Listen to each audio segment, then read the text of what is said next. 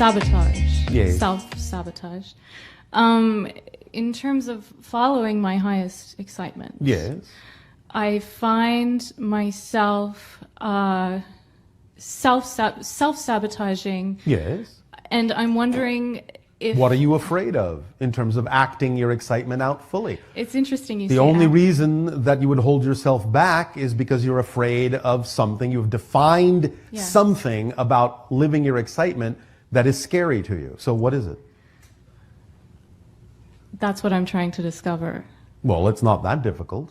All you have to do is amplify the fear, magnify the fear, and ask the question in your imagination, what is the worst possible, most terrifying thing I can imagine will happen if I actually just live my fullest excitement? And then if you're willing to get an answer, you'll get an answer. If you're not willing to get an answer, you won't. But the only reason you wouldn't be willing is because you're buying into the idea, buying into the definition, as contradictory as this may actually be. You're buying into the definition that your excitement can actually somehow bring you something that is negative. Yes. And by definition, your excitement can't do that. Why would you have a definition of excitement that contains the idea of a negative experience? That's not a definition of excitement, is it? Is it? No, but well, I have a belief that... Yes, I know you do. That's what I'm saying. Yes. And your belief is that if you live to your fullest excitement, what are you afraid might happen? Yes. Well, what is it? What are you afraid of? Don't tell me you're trying to figure it out. Just be honest. Use your imagination. See the scenario. What are you afraid will happen? I think I'm afraid of rejection. By whom? By the people I've created in my reality. Get ready to laugh. She's afraid of creating rejection, yet by holding herself back, she's rejecting herself. Yes. So you've already experienced rejection. So what's to be afraid of if someone else simply reflects back to you the rejection you're already creating for yourself? Absolutely. It's just a lesson, that's all, just a reflection. And it means that you don't have to do that. That's why the reflection is being given to you, to give you a choice to believe in rejecting yourself or to understand that you don't need to do that. And when you understand you don't need to reject yourself, it won't matter whether anyone else actually offers you rejection or not. Because if they offer you rejection and you're not rejecting yourself, you won't take what they're offering you as if it has anything to do with you. You won't take it personally because you'll realize it has to do with them and their issues, and then you can have compassion. Oh, le pauvre. Poor little thing, why are you experiencing the rejection of yourself but projecting it onto me? Is it because perhaps I could help you understand that you don't have to reject yourself as I have discovered I don't need to do for myself? I'm happy to do that. When you do that, you'll find that if they want to hold on to their rejection, they'll run away from you very quickly. And then in that sense, you will only be left with people surrounding you who are willing to support you to the degree that you're willing to support yourself. Why haven't you gone? Why aren't you up there? Oh, there's other things? There are other factors that you want to come into place first? Why aren't you already there? Why don't you just pack up and go? Yeah, I'm scared. Oh? I'm scared of making a mistake. Because? What could possibly be wrong? There's lakes, there's mountains, there's cascades, there's air, there's all of that sweet smelling air. What could possibly go wrong? See, and therein lies the me filling in the grid and then allowing the grid to fill in. And but we're asking a very direct question. Yes. What are you afraid of? What could possibly go wrong? In the big scheme of things, nothing. Absolutely then nothing. Why don't you go? Why aren't you there? I'll see you up there. Wait. Wait, we're really not trying to get you to get on the road and go. We want you to identify what's stuck in your vibrational craw, what's not in place. What's not in place that needs... Oh, are you saying that there's more about being there than just those things? That those are the things that are in place, but there are other things not quite yet in place? Boy, did you nail that one. You want to hear? Yeah. Yeah. There's a guy up there. You knew that, didn't you? Yeah. There's a guy up there 24 years ago that I met, that I reconnected with 24 years later at Christmas time in Seattle. And when I saw him, I felt the way Esther did when she saw Jerry and when he was going to get married. And she said she wasn't going to the wedding and said, I don't think you should go either. And when I met this guy after 24 years, to be really honest with you, and I saw him in the lobby when I was in Seattle at Christmas time, within 24 hours, like, oh, you're the one. It's you. It's you. And it was just a place of knowing. It wasn't... And what was all that air crap?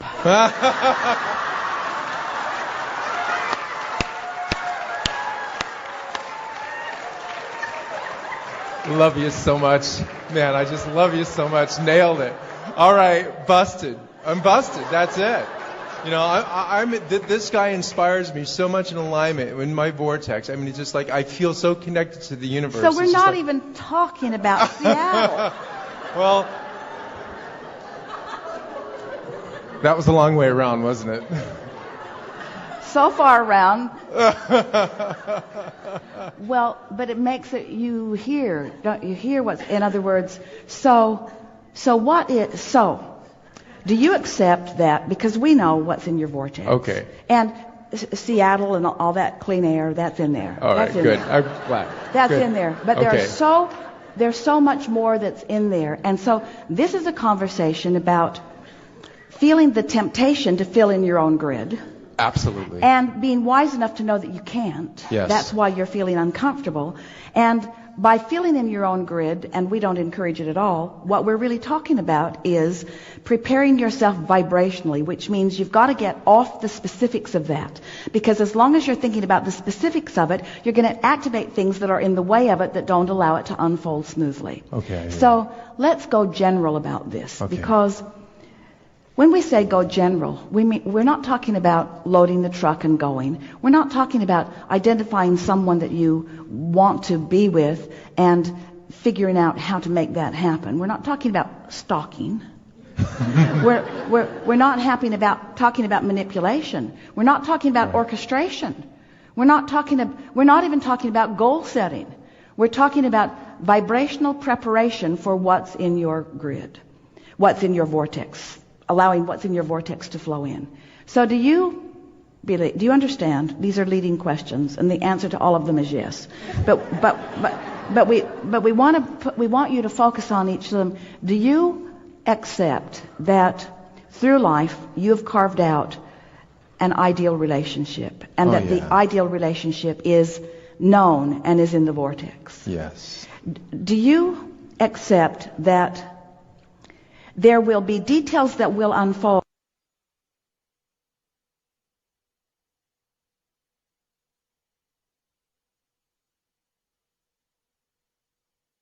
Yes. And do you have a feeling of trust or even faith or even expectation that it will work out all right and that you don't have to manipulate it or orchestrate it? In other words, do you believe in the content of your vortex? I sure do in this moment, yes. We can feel you. We know that you believe in the content of your vortex. We believe that about almost everyone who has been listening to us, we think that you've accepted, that you've carved it out, and that it's there, and that the potential for the manifestation is there. In other words, we know that you believe in this vibrational reality. Absolutely. But where the breakdown is, not just for you but for almost everybody, is what do I need to do to prepare myself vibrationally to receive what's in my vortex? And that's why you're expressing that I feel fear, which is the same thing as saying, I don't feel ready for what I want. I don't feel ready for what I want. I want to be ready for what I want, but I don't feel ready for what I want. And we want to say that's a good thing to acknowledge, and it shouldn't embarrass you. Everyone should understand they're not ready for what they want if what they want hasn't manifested yet. I'm not ready yet. If I were ready, it would already be a manifested reality. So I must not be ready. Does that hurt your feelings? You're not ready. You're not ready. You're not ready yet. You're not ready. You're not vibrationally ready. You've done step 1. You've done step 2. You still got some work to do on step 3. Now, what is the work that step 3 is asking for? What do I do to be ready? You stop worrying about not being ready, first of all. You accept that you're always going to be not ready on the next idea that you've hatched, because that's the way it is. You're always going to be reaching for something new to which you're not quite ready yet. But do you really want to eat all of the food that you will eat forevermore right now? No. Or do you just want to be ready for what's coming now, ready for what's coming now?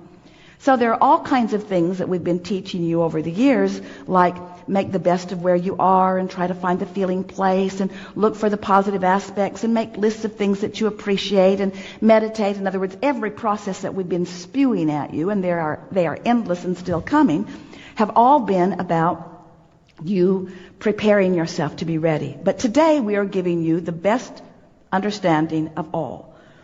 You got to go general. So you got to go general in order to create this vibrational point of receiving.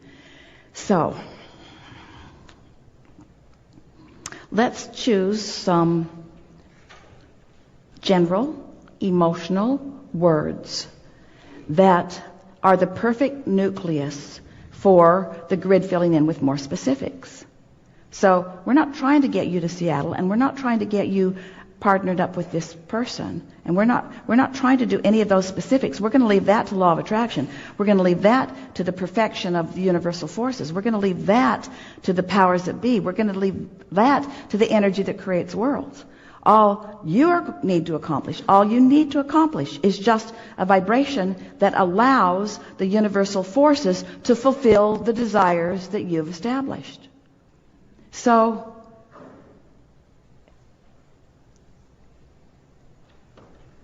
what is an emotional word that represents the heart of this relationship that you want? Ease. Ease. Ease. Beautiful. The relationship I want is one of ease. It's easy. It's easy to feel good. It's easy to feel at one. It's easy to like what I see. It's easy to move through my day. It's easy to be who I am. It's easy to do the work that I want to do. It's easy to be two separate people with two separate intentions through many things. It's easy to interact. It's easy to be in a relationship like that. It's easy.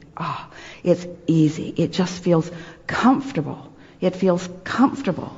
It feels comfortable to be in a relationship like this. It feels comfortable.